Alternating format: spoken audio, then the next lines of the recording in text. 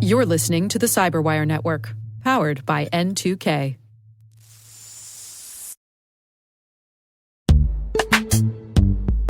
Struggling to secure on-prem apps with modern identity? Don't worry, you're not alone. Join industry leaders from Fortune 500 organizations to secure your apps on any cloud with any IDP, regardless of your environment's complexity. Meet Strata's identity orchestration platform, Mavericks. Say goodbye to the headaches of app refactoring and legacy tech debt. With identity orchestration, you can modernize legacy apps to use MFA or passwordless authentication in a few weeks, migrate from one IDP to another, and so much more without changing the app. No matter your IAM use case, Strata extends the value of your current identity investments. And the best part? You can try it for free today. Visit strata.io/cyberwire to share your biggest identity challenge, and they'll hook you up with a complimentary pair of AirPods Pro. Don't miss out. Visit strata.io/cyberwire. That's strata.io/cyberwire.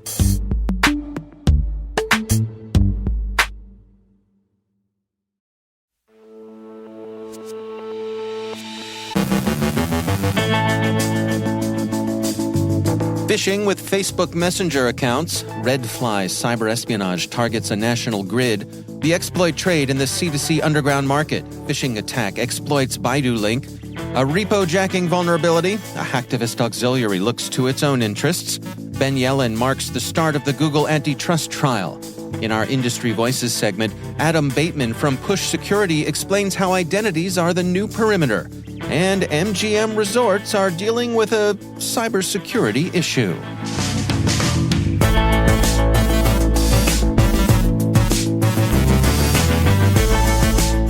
I'm Dave Bittner with your CyberWire Intel briefing for Tuesday, September 12th, 2023.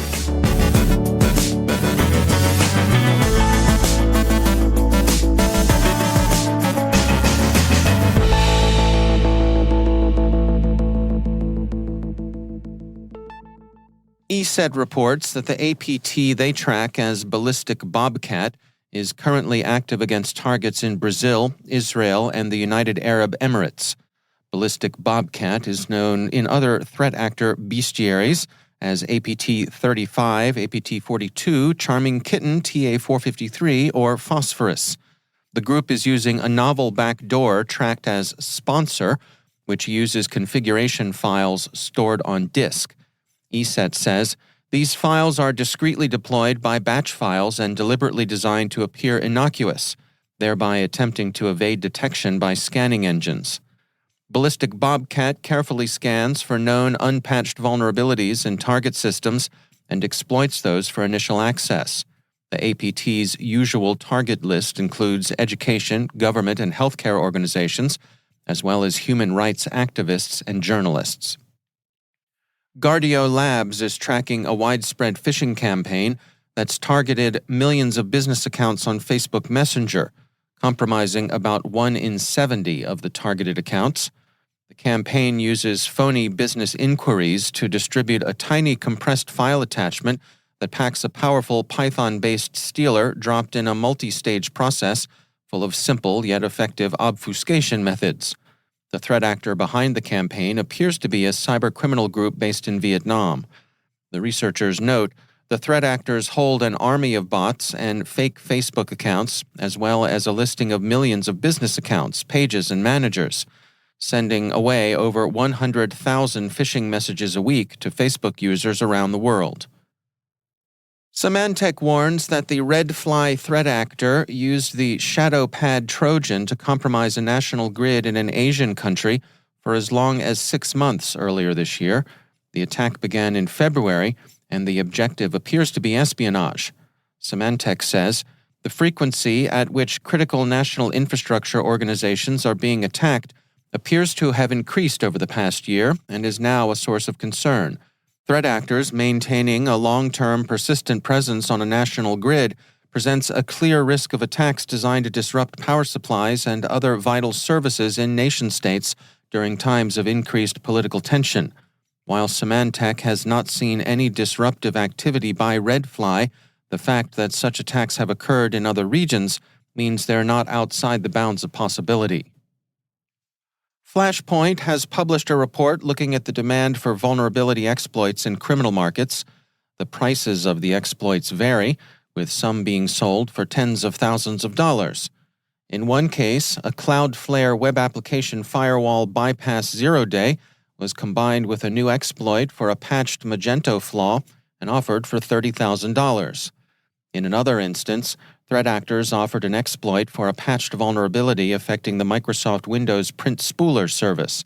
The researchers note it has not been reported as being exploited in the wild, but Flashpoint analysts observed a threat actor selling an exploit targeting the CVE on February 16th.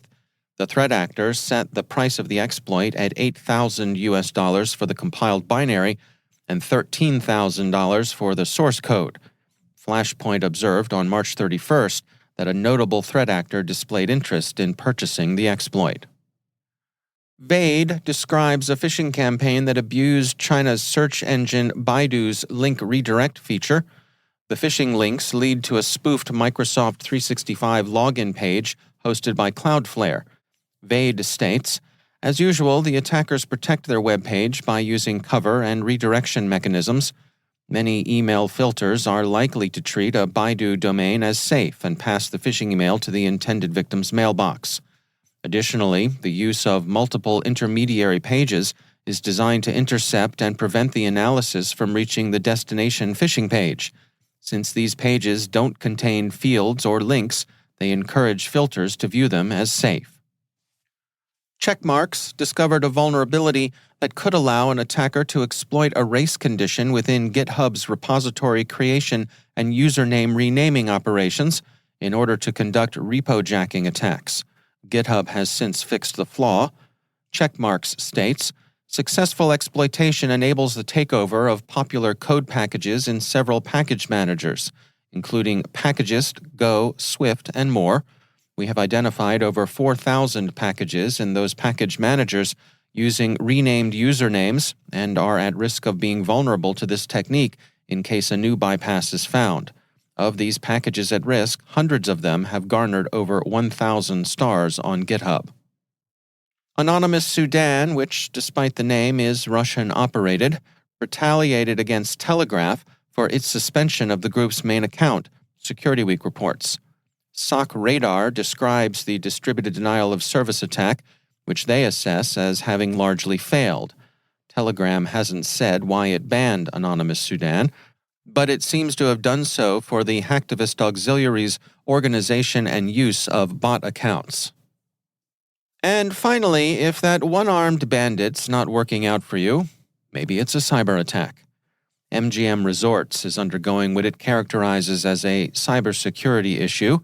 The company has so far been tight-lipped about the nature of that issue. BleepingComputer says the incident began Sunday evening and that it affected ATMs and credit card readers at resorts as well as MGM Resorts' main web page. Some guests say that their room keys are no longer working, and local media in Las Vegas say there are reports of slot machines in the resorts being out of operation. The outages are particularly pronounced in Las Vegas, but resorts elsewhere have been affected too. TechCrunch reports that the websites for several of MGM's regional resorts, including MGM Springfield in Massachusetts, MGM National Harbor, and the Empire City Casino in New York. MGM Resorts hasn't said what kind of issue it's grappling with, but the involvement of law enforcement and the fact that it appears to be something that's disrupting availability suggests to many experts that it's probably a ransomware attack. But that, we stress, is at this point speculation. At any rate, if you're booking a vacation, MGM Resorts says you can still do so by phone. We're pretty sure you can see Cirque du Soleil at the Bellagio, but who knows? The site is still down. Operators are standing by.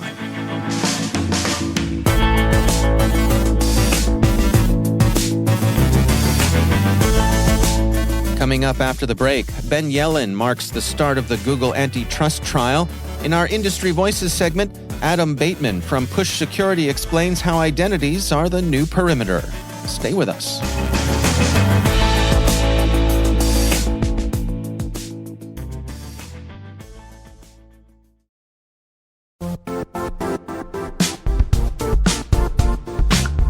Are you frustrated with cyber risk scores backed by mysterious data, zero context, and cloudy reasoning? Typical cyber ratings are ineffective, and the true risk story is begging to be told. It's time to cut the BS. Black Kite believes in seeing the full picture with more than a score, one where companies have complete clarity in their third-party cyber risk using reliable, quantitative data. Make better decisions. Reduce your uncertainty. Trust Black Kite.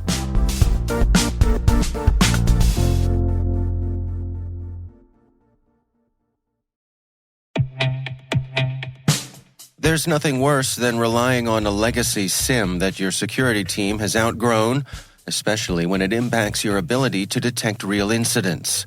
Hunter's SOC platform offers built-in, always up-to-date detection rules and automatic correlation that allows SOC analysts to focus on higher-value tasks that impact your organization. It's time to move to a platform that reduces risk, complexity, and cost for the SOC. It's time to replace your SIM. Learn more by visiting hunters.security today.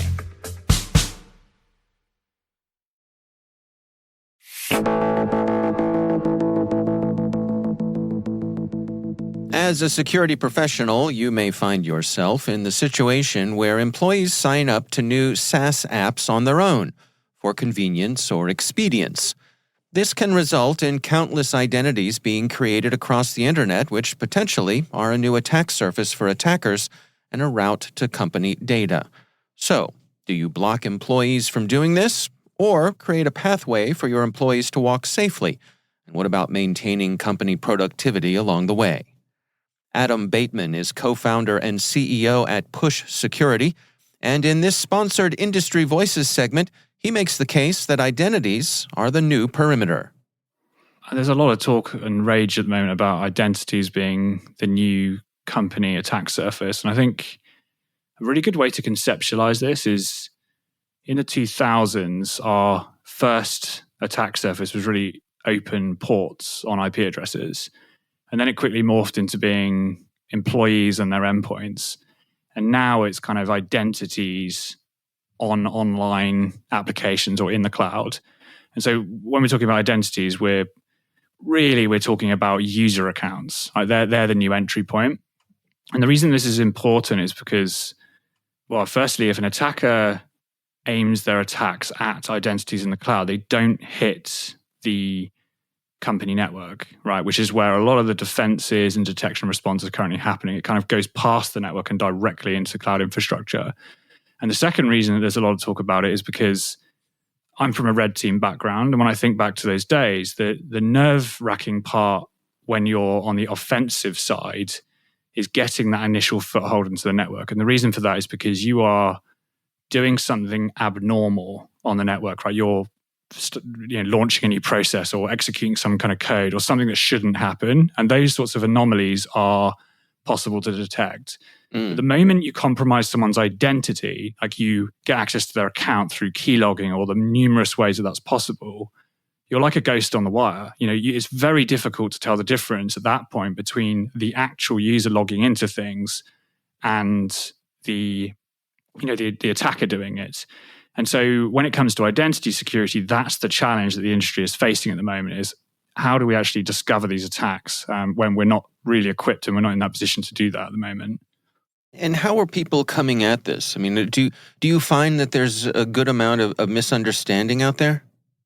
Yeah, I think the biggest misunderstanding that I'm seeing is that people are aware from what I'm seeing that identities are now a target and is something people need to pay attention to. But I think the focus at the moment is on the core identities that people know about. So maybe on your AWS or your Azure, your GCP and those kinds of things. Now, they are really important. There's absolutely no doubt. But they also have the greatest level of security controls and maturity around them. They can be connected to SSO. There's lots of different security mechanisms built into those, like multi-factor by default and everything else. And the bit I think that people aren't thinking about as much is that there's now this huge proliferation of SaaS applications that are equipped for self-service, right? So we're not in a position anymore where we used to be, where IT was centralized. So the IT and security team would be the ones to bring new products or new software into the company on an employee's request, and they would vet it for security controls, and they would make sure it passes all the compliance checks, and then they would enroll the employee. Especially since the hybrid working and all these things, employees now directly sign up on their own, and IT has become decentralized, right? So finance team will pick their own software, they'll test lots of different things, and they'll determine which one they want to use. And some of those get abandoned, some of those get adopted, and IT and security often don't know about this. And so the issue is that we end up with this identity sprawl. There's lots and lots of new user accounts being created that are potentially vulnerable, and that really broadens that attack surface way beyond just the core applications that people are aware they have in their infrastructure. How do you fight that? I mean, how does an organization gain visibility there? Well, I think the first thing to remember, a lot of people think, okay, but I've got everything behind SSO. But the thing to bear in mind there is that SSO, adding something to SSO is now the last step. And so it's not the first step, right? So you have to discover that someone has signed up and created a new identity to get that identity then enrolled in SSO. So that's a really important thing to think about. The second thing to think about is that it's surprising to people that not that many SaaS apps even support SSO in the first place. And so we took a sample. We took a sample of about 500 of the most commonly used ones that we see across our customer base that are the highest impact. And we found about 31% have any support for SAML at all. And within that 31%, you need to be on the enterprise tier for a lot of those. On top of that, I think people sometimes think about SSO as being a kind of shield in front of identities, and it's not really. It's a management layer. So I liken it to Active Directory. Active Directory is a great way of managing accounts at scale across all of your Windows estate, but you can still log in with your local admin password. And so it's still important to defend those as well.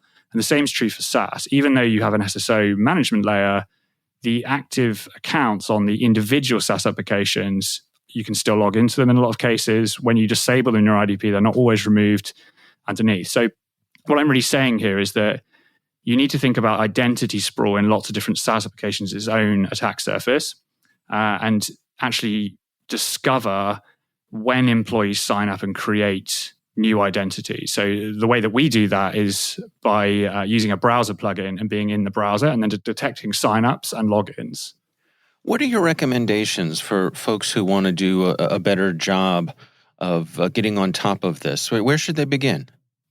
Our first thing is really just to have it part of your threat model, because I don't think the industry is thinking about this as much. And we actually have tried to help with this. We recently, given the fact we look into SaaS security and identity security, we obviously naturally do our own research to look into the different security weaknesses that could exist inside SaaS platforms.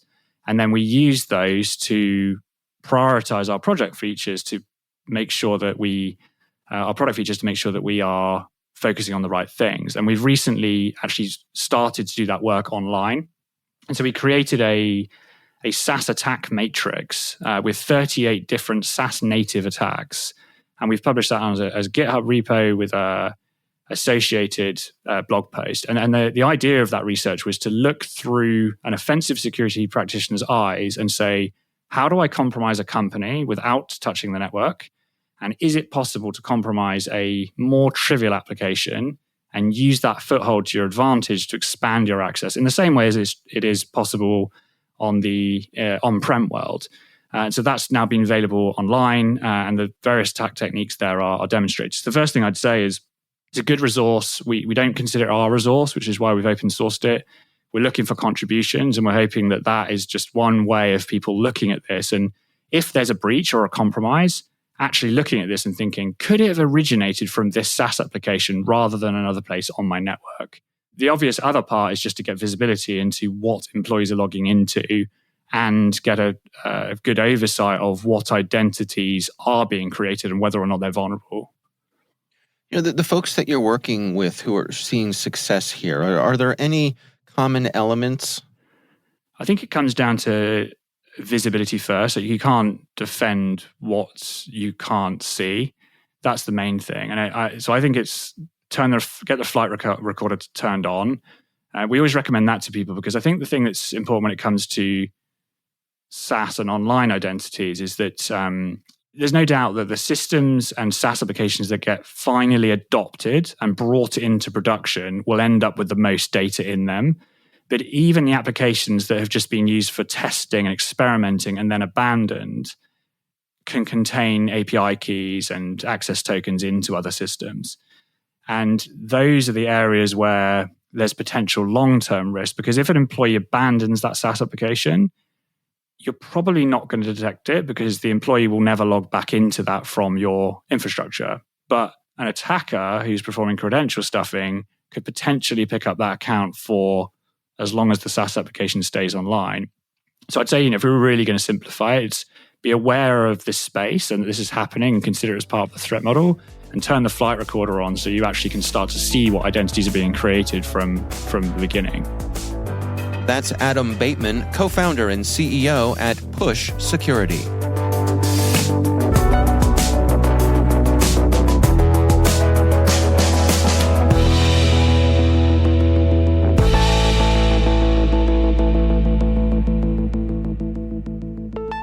And joining me once again is Ben Yelin. He is from the University of Maryland Center for Health and Homeland Security and also my co-host over on the Caveat podcast. Hey, Ben. Hey, Dave. So today is a big day, especially for legal nerds like you. How dare you? I know, I'm so mean. Mm-hmm. But today kicks off the Google antitrust trial here. The Department of Justice is coming after certainly one of the biggest tech companies in the world. What do we need to know going into this, Ben? So this case was first filed in 2020 under Attorney General William Barr in the Trump administration. It is the U.S. et al. V. Google, and it focuses mostly on Google as a search engine. The allegation here is that Google used the tool's market share, which is estimated at about 90%, to throttle competition in both searching and advertising. So the idea is that Google rigged the system. They, using their market power, bullied Apple in with their iPhones and other companies that produce different devices to have Google be the default search engine. This is the first major antitrust case we've seen against a big tech company since Microsoft in the early 2000s. It's very difficult to go after a big tech company for a number of reasons. One is practical. There's the thought out there that any major challenge under the Antitrust Act against one of these companies is going to stifle innovation. What Google would say is, we earned this market share, we earned this market power by having the most effective search engine. People use Google not because we engaged in monopolistic practices, but because Google is the best search engine. We just beat out the competition. Okay. One of their pieces of evidence, which I found kind of humorous, is that, you know what the most common search term is on Bing? Is it Google? Yes, it is. Okay. So, of course it is. Google has become a verb. I see. To Google something. Yeah, and I think what Google would say in their defense to this antitrust case is this is not about anti-competitive practices. This is about us earning a significant market share. But the Sherman Antitrust Act was designed for these types of incidents where some entity has undue bargaining power, the ability to throttle competition because they have such a large market share. Right. So I can honestly see both sides of this dispute. I'm really interested in what's going to happen in court here, how each side is going to argue their position. So it's definitely something I'm going to be watching very closely. It's interesting, you sort of alluded to it, how Google pays companies like Apple to be the default search engine on the iPhone. I would imagine Microsoft, who has the Bing search engine, they could afford to throw money at this, and they could probably outbid Google. But a smaller entity like DuckDuckGo, right? That's one of the things that's been mentioned in a lot of articles about that would be out of their reach, right? Right. So there are a couple of ways that this could be resolved. One of which would be some type of settlement where Google doesn't lose. They're not the full power of our antitrust enforcement doesn't fall on them, but there's some type of judicial ruling forcing them to there to be some type of fair competition to be the default search engine here, where they can't just throttle their competition and buy them out. That was kind of a mechanism that we saw as a part of the resolution to the Microsoft cases, where there were competitive bidding processes and users were required to have the chance to opt in to Microsoft as the default system. I think we could see something similar with Google here, where when you get a new iPhone, maybe several companies can vie to be the default search engine when you open up that iPhone. So it's not just automatically Google. You choose. That could be part of some type of resolution here. But again, that's very long term. I think the bigger picture right now is, first of all, can our Justice Department still prosecute these big antitrust cases against the biggest behemoth, really not only in the tech industry, but in any industry? And then what does this say about the future of technological innovation? Are the companies that are at the forefront of AI, the companies that think that they're going to acquire that market share, should they be concerned down the line about antitrust action? And is that going to inhibit their current activity in developing that technology? So I think those are issues that are very live in this debate. Is there any discussion here of breaking up some of Google's various parts, detaching the advertising arm from the search engine arm, or is this not part of that? I think it's mostly focused on their search business, but if you get sort of a broader ruling, it might apply to other sectors, such as artificial intelligence. Okay. So right now, it's a relatively narrow case about its dominance in the search engine market. But if you get a ruling that exceeds or that goes beyond a simple discussion of search engines, that affects other areas where Google has a market advantage, then that could affect its other products as well. I see an article from NPR outlining how this is supposed to play out here, and they made the point that it's a judge who'll be hearing the case, that they expect it to run for 3 months, no jury. Can you explain some of that the practical machinations of how something like this works? 3 months doesn't seem like a lot of time to me. It's not a lot of time for a topic that's this complicated. I think we're going to have the best lawyers on behalf of our Justice Department, joined by representatives of attorneys general offices across the United States who have joined this lawsuit. And then Google is going to put up its best effort as well. Like you said, there is going to be no jury. This is going to be argued in front of a judge. So I don't know what type of impact that's going to have. Obviously, if you're trying to argue something in front of a jury, you have to be worried about your target audience and how much they know about the tech industry generally, and whether they can grasp the nuances of antitrust law. When you're talking about a judge, you don't have to be concerned about framing your oral arguments in those types of layman's terms. You can really argue on the nuance here. And I think there's proper precedent on behalf of the government that in the past, they've used the Antitrust Act as a tool to put the hammer down against these types of companies. It happened in the late 1960s with IBM. It happened in the early 2000s with Microsoft. I think there was an antitrust scholar who's quoted in this Washington Post article I'm reading that called this the policeman at the elbow effect, that I think the Justice Department takes a generally hands-off approach to antitrust enforcement in the tech industry. But when it gets out of hand, you know that the policeman at the elbow is going to be there, which means there's some type of disincentive for these companies to go too far. I think when you're at Google, you're less concerned about the policeman at the elbow than you are about just kind of asking for forgiveness and not for permission. Yeah. I want to get my 90% market share, let the legal chips fall where they may. Yeah. So, right. but it should certainly be very fascinating. Yeah, it's a historic day. It really is. It really is. We'll be following this very closely. All right. Ben Yellen, thanks for joining us.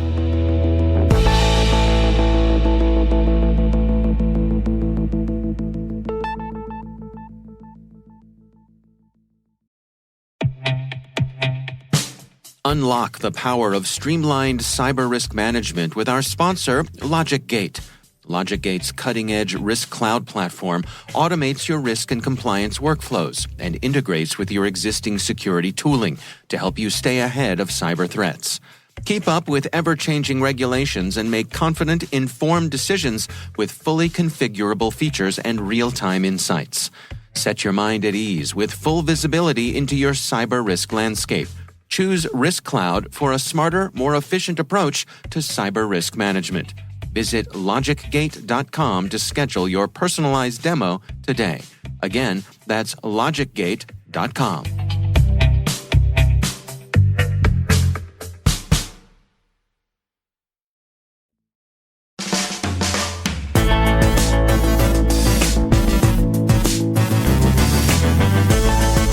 And that's the CyberWire. For links to all of today's stories, check out our daily briefing at thecyberwire.com. We'd love to know what you think of this podcast. You can email us at cyberwire@n2k.com. Your feedback helps us ensure we're delivering the information and insights that help keep you a step ahead in the rapidly changing world of cybersecurity. We're privileged that N2K and podcasts like the CyberWire are part of the daily intelligence routine of many of the most influential leaders and operators in the public and private sector, as well as the critical security teams supporting the Fortune 500 and many of the world's preeminent intelligence and law enforcement agencies. N2K Strategic Workforce Intelligence optimizes the value of your biggest investment, your people. We make you smarter about your team while making your team smarter. Learn more at n2k.com. This episode was produced by Liz Urban and senior producer Jennifer Iben. Our mixer is Trey Hester with original music by Elliot Peltzman. The show was written by our editorial staff. Our executive editor is Peter Kilpie, and I'm Dave Bittner. Thanks for listening. We'll see you back here tomorrow.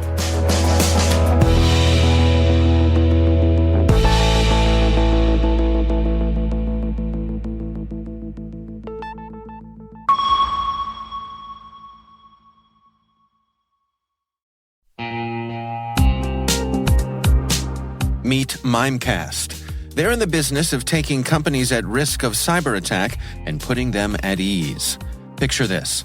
It's Monday morning. You're cruising through hundreds of unread emails. Your impulse to promptly click, download, or respond could be a prompt to launch a cyber attack.